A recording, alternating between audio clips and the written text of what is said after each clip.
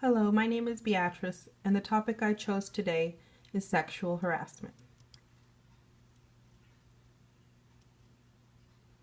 Although there are many locations where sexual harassment can take place, I chose two different types of locations. The first location is workplace sexual harassment.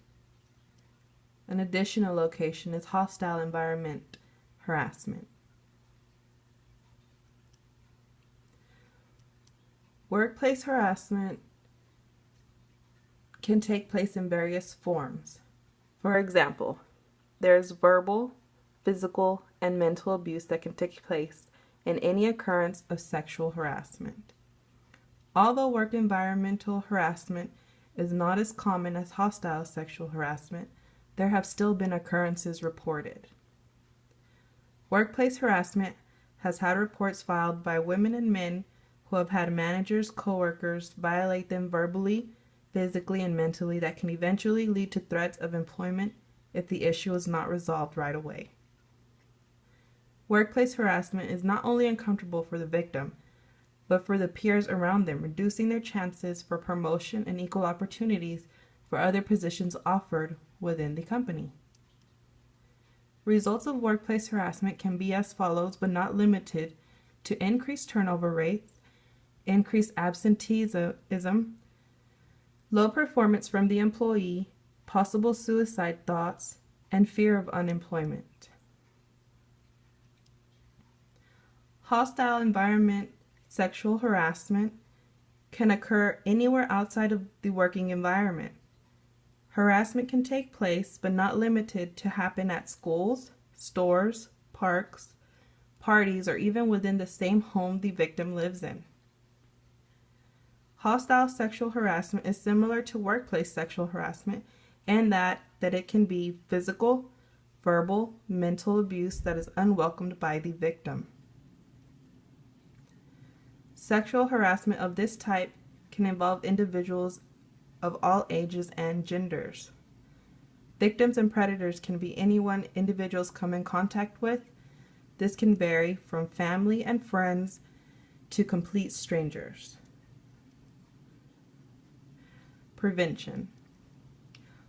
Although there are some instances in life we cannot prevent from happening, there are times when noticing the sexual harassment incident can be stopped with basic prevention tips. If you notice someone making hints, like attempting to flirt, simply state that comments need to come to an end. Perhaps there was some form of misunderstanding interpreted by the predator.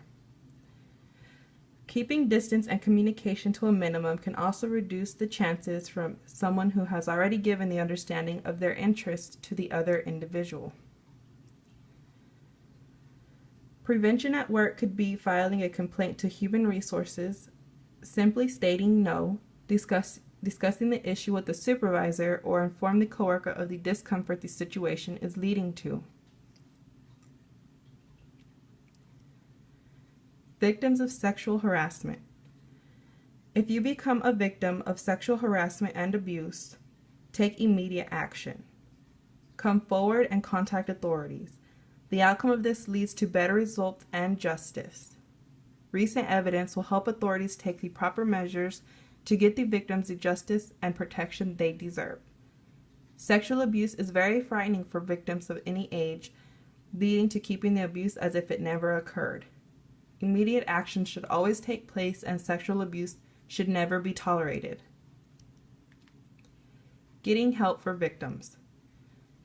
If you are a victim of sexual harassment or have come in contact with a sexual harassment survivor, inform them of the different resources there are to receive help.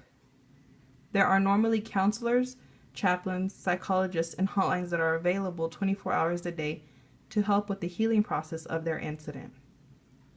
In most cities, there are nonprofit organizations that offer various techniques of support and coping mechanisms. Offering support and understanding from close family and friends also helps this process have a better understanding for the victim.